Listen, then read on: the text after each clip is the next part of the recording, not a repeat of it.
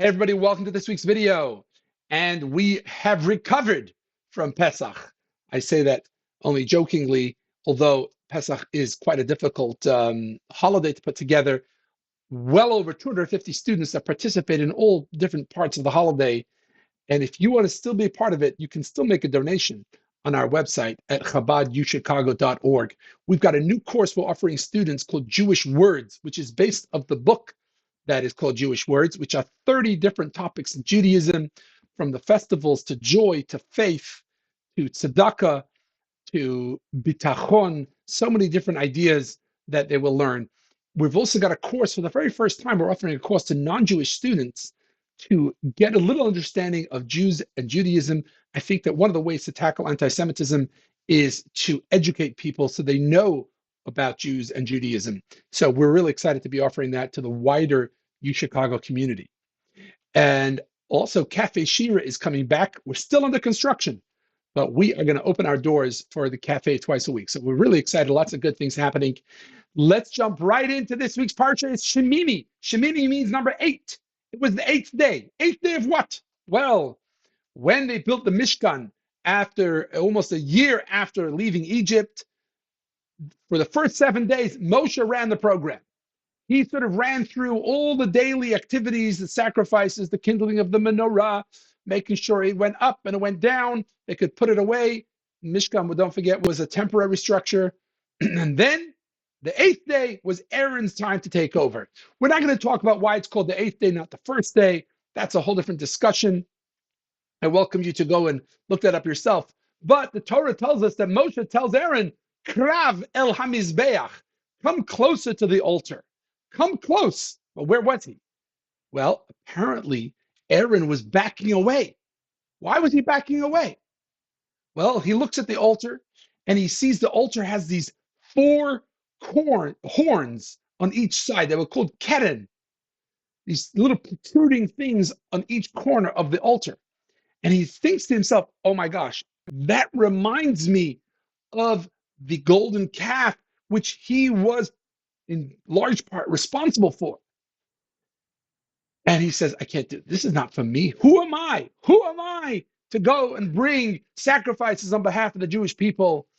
And Moshe says, come close. Lekach nivcharto, Rashi says, for this you have been chosen. And I'm going to share with you 3 lessons from these words. Well, the first lesson is pretty obvious. Lekach nivcharto, you were chosen for this. Sometimes we arrive in certain positions in life, certain opportunities land on our feet, in front of our doorstep, and we try to shy away. No. For this you've been chosen.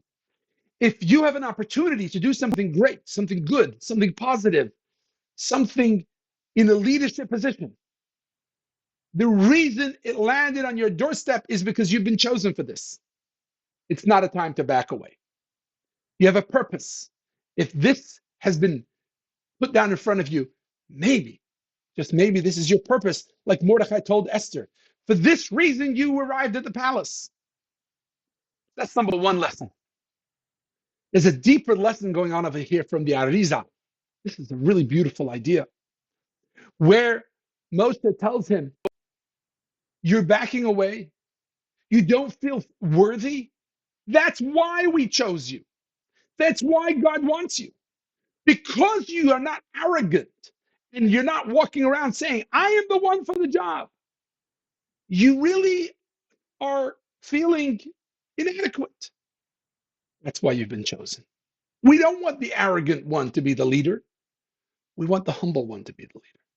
The person that takes the job reluctantly because they feel there might be others that are better suited, but they've been chosen. That's the one to choose. Very important lesson in leadership. Don't let it get to your head. Maybe others could do it better.